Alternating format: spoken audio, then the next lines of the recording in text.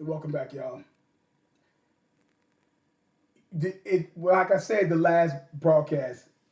The funny thing about it is when we use that term, the greatest of all time, having somebody who has watched so many different football documentaries, so many different NFL films, whatever specials they had to be on football as a kid, on into adulthood, on into adulthood up to this day right now. Uh, you have heard that term uttered. It's uttered all the time,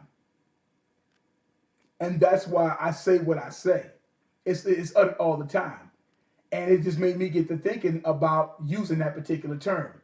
I just had a term the other day is Bill Belichick and Tom Brady, the greatest, you know, uh, coach and quarterback combination of all time. I've heard that before and stuff like that. They got 6 championships. That's a great accomplishment, you know, and whatnot. Let's do this. Let's do this. And this is something I don't think a lot of people really realize, because if you're not into the historical aspect of it, like myself, and that's not about patting myself on the back. I mean, I'm just a history buff when it comes to a lot of different things. Football just happened to be the number one thing in history as a kid coming up that I took heed to, because I've always loved football. So therefore, I've always had a thing about the pictures, the players, the names, the teams, and all of that stuff. So the history aspect of it has always been a major part for me. Everything else came into just would come into play. But let's do this. Let's go back to the 40s, right? This is when you had the Monsters of the Midway coached by George Hallis. Their quarterback was Sid Luckman, right? When you look at Sid Luckman and what he basically did, he was at the time more or less Tom Brady per se, before it was a Tom Brady per se or whatever. You're looking at somebody who was a 4-time NFL champion, won 4 rings, right? 5-team, first team All Pro, all that stuff there. 3-time passing yards leader, uh, 3-time passing touchdown leader, 3-time NFL passer rating leader, all for these decades team, right? Uh, he won 4 championships. He won 3 under Hallis, 1942, 43. Papa Bear, if I'm not mistaken, he went to the Navy and whatnot. So he had a guy by the name of I think it's Hank Anderson that would coach uh, in 43, where Luckman would actually win this 4th NFL championship. I've seen documentaries and different things on different things and stuff like that. Sid Luckman and George Hallis at the time. Sid Luckman probably would have close neck and neck with Sammy Baugh. Sammy Baugh probably more of the athletic quarterback, could do everything with 2 championships and stuff like that. They met in the championship game. I think the Bears pretty much always got them and whatnot. So it's like, and I talked about this before, but they were known as, with Papa Bear, they were known as probably the greatest minds, the quarterback coaching duo at that time. And Sid Luckman was known as one of the greatest quarterbacks of all time. Up, bring in Paul Brown and Otto Graham. Paul Brown and Otto Graham won 7 championships, 3 NFL and 2 AFC championships. Now people that sit there and say, "Oh, the AFC championship, that don't mean nothing." As long as that shit is as long as that is located in the books as wins and losses and yards, touchdowns, and interceptions, it goes down. So at the end of the day, Otto Graham won 7 championships. At the end of the day, okay. So you can discredit it if you want to, but the way that you discredit it is not put it in that of his Hall of Fame resume into his yards, his interceptions, his touchdowns, his percentage, or his completion percentage and all that, but it's basically in there. Okay, so therefore I count it. So therefore I count that Otto Graham at 7 championships. They were, and Paul Brown was the father of modern day football with the coaching aspect of it, with the first to come up film study, playbooks, putting the radio in the helmet and all that kind of stuff like that. So he's known as, everybody pretty much knows that. He was known, and they was known probably as the greatest quarterback of all time and the greatest coach of all time. Correct? That's what they was known at one time or another after what they did with the Cleveland Browns. All right? Let's go. Okay, let's just keep moving. Then we have Bart star Vince Lombardi. Won 5 NFL championships altogether. That's what the NFL champions in the Super Bowls. 3 and 2 Super Bowls or whatever. Like that. 5 championships. The trophy that Belichick hosts above his head every time they win is named after Vince Lombardi. Vince Lombardi, by the time that I really started getting into football, started really studying football basically in the 4th grade. That's all I knew was the great Packers teams, all the teams of the 60s. That's who I was studying as of living in the time of being a big Cowboys fan and them doing what they're doing. And the teams of the 70s at the time, of course, obviously was that of the Steelers, Cowboys, Raiders, and the Minnesota Vikings and the Miami Dolphins and whatnot. You had that. But you had Boston and Vince Lombardi. That was known as probably, that they were known as the greatest dynasty in football for ages. For ages. That was things that people would say this would never happen again. I've heard that so many times when you go back and look in the 50s and 60s, 40s, 50s, 60s, 70s, 80s, 90s. You hear that. And with the whole thing with Vince Lombardi and what he brought to the game and the defensive guy and all the stuff and the sayings and the championships and this, that, and the other, name on the trophy, all of that stuff. Then we go to that of Terry Bradshaw and Chuck Noll. Now this is a little tricky because this is going to be the first of that of the Super Bowl era, because that's where we at now, obviously, the Super Bowl era. So with the Super Bowl era coming along, Terry Bradshaw and, Chuck Noll or whatever, they basically won 4, the first to win 4. And the funny part about this, I don't ever think Chuck Noll gets the credit that he gets, because he literally turned the franchise around when he drafted Mean Joe Green, and of course the rest is history. And this drafting just would end up being phenomenal of a bunch of, from Joe Green to Jack Ham to L.C. Greenwood to oh man, like I said, I always say Jack Ham to Jack Lambert, Donnie Shell, John Starworth, Lynn Swann, Jack Lambert. I mean, the list was just pretty much endless. Mike Webster, all those guys and whatnot, that was drafted. Right? 4 championships. The first in the Super Bowl era. Now, Chuck Noll never really got the respect that I think that he was supposed to have gotten. But he obviously is known as that. Terry Bradshaw, and you take from the era of 1970 to at least 79. Now, by the time, and I mentioned this before, from the conception of that of the NFL coming as a professional sport starting almost 100 years ago, by the time it hit 1964, 65, it was already pretty much known in the 30, 40-year history, 35, 40-year history, that Johnny Unitas was considered the greatest quarterback of all time, who back in 1958 played in was some considered the greatest game of all time. I beg to differ. I watched that whole game.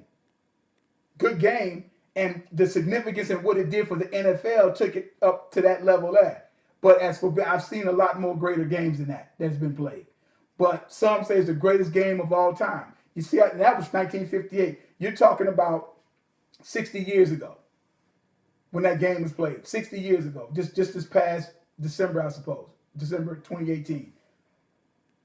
60 years ago, okay? How many games have been called greatest of all time? How many times are we going to keep saying that? That's why I don't believe in the same. Because time is still going, things are still happening, things are still changing. You follow what I'm saying? Let's keep going on. So, but Bradshaw was never known in the 70s, even with the four championships that he won, which was more than that of Unitas, who won 2 or 3 championships, 2 with Weave Eubank.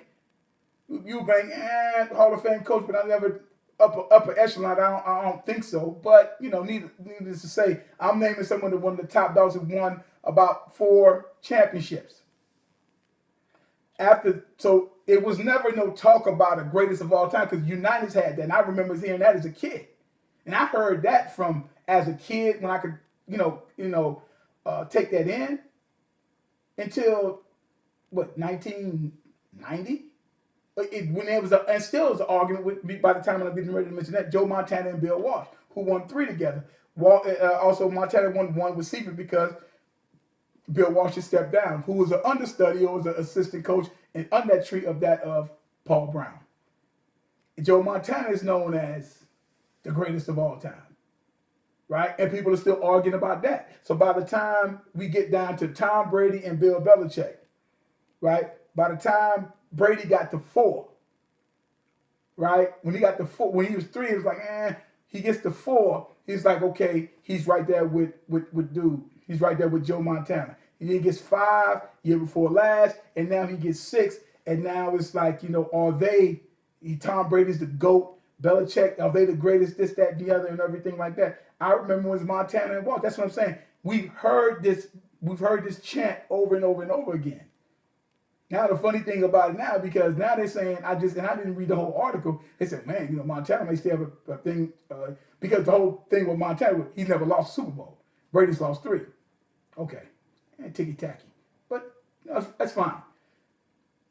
And because Brady's performance wasn't that great, he didn't even throw a touchdown. Montana threw a touchdown in pretty much all of it, in all of the Super Bowls that he played in, right? Had performances, all this kind of stuff. But that is my point with saying all of this. My point is that we've heard it before. We've heard it from Sid Luckman and George Halas. We've heard it from Autogram and Paul Brown. We've heard it from that of Vince Lombardi and Bart Starr. We heard it from Terry Bradshaw and Chuck Noll. We heard it from Joe Montana and Bill Walsh. And now we're hearing it with Tom Brady and Bill Belichick. You follow? At the time, if you want to put that in a 100-year vacuum, that's fine. 100-year space, that's fine. But when we use that term, it's hard to use that term when it will change, because that's one thing time allows you to do, to change when you have it. When you no longer have it, then when the league, if the NFL folds today or tomorrow, then you consider it the greatest of all time. And I've said this a million times. You follow? So that's what I'm talking about. So if you're looking at it from that perspective, that's why I say no GOAT. No such thing as long time, because it'll change. Because now you'll hear, we'll never see the likes of this before. I heard that with Terry Bradshaw. We'll never see the likes of 4 Super Bowls and stuff like that. I heard not too long ago, just when they did the 30 for 30 special, I believe, that was on Buffalo Bills a couple of years ago, and going to 4 straight Super Bowls. Well, guess what? People said that'll never happen, even though they didn't win. That'll never happen again. Brady and the Pats have went to 3 straight, and what's going to stop them from going to a 4th straight? Now, what nobody hasn't done yet has won 4 straight Super Bowls. That's something that nobody has done yet. That can still be on the horizon with a team. That hasn't happened. Nobody else has won 6 Super Bowls insofar as that goes there. So Brady's sitting on Mount Olympus by itself. But you can't say we'll never see the likes of that. We've heard that. We'll never see the likes of Sid Gilman and George Halas. We'll never see the likes of Autogram and Paul Brown. We'll never see the likes of Bart Starr and Vince Lombardi. We'll never see the likes of Terry Bradshaw and Chuck Noll. We'll never see the likes of Bill Walsh and Joe Montana. We'll never see the likes of Tom Brady. And then we keep seeing it. When you say it can't happen, then it does happen. Nobody ever beat Johnny Unitas with 46 straight games or whatever, 46 straight games. That record is never going to happen. Drew Brees broke it. We can just keep going on and on and on and on. It happens. It happens. So, you know what I'm saying? It happens. So that's why I don't use that term and stuff like that. But like I said, all that coaching and quarterback duo thing and stuff like that, I'm like, hey, I've heard that same talk in my research, in documentaries, and in books over and over and over and over again. And I don't think, and some of these guys who are in the news are as old as me, if not older, know they have heard that before. So I listen to Tony Romo and say, man, we'll never see the likes of this, that again. I can go back and say, well, they said the same thing about Bill Walsh, this, that. But them guys don't know. Because them guys really, they play the sport or whatever, and they know the sport and everything like that, but not so much of them on the history tip of the thing. That's the difference. So it has been said before, only to be knocked out of the way and somebody else come and do it. You know what I'm saying? Only for it to happen again. They said, well, O.J. Simpson will never see the likes of, I don't know if we ever see. Now, 2,000 yards in 14 games, that's something. That's something. However, nonetheless, that's not how it works because it's still an NFL season. So if Eric Dickerson, he still holds the record for 16 games for that. Got it. You know what I'm saying? Oh, we'll never see the likes of O.J. Simpson again. But we did. We did. We'll never see the likes of this person, never see the likes of that person, never see the likes of this player. But we did. All right? So you guys, like I said, check me out, subscribe to the channel. Everything Football 62. Check me out over on Twitter. Hit the like button, subscribe. You got anything you want to talk about, go down to the comment section below. And it's getting ready to be a little scary. I'm gonna be getting ready for this draft and see what some of these guys coming out here is gonna do and stuff like that. Man, maybe have some shows on that. But this is the part of the season where there ain't a lot going on, but a lot of drama could possibly be going on. So I'm gonna be looking into it from the football perspective and try to see what's gonna be happening there. But you guys have a good night. And like I said, there is no GOAT, no greatest of all time, as long as time is still going on. You guys have a good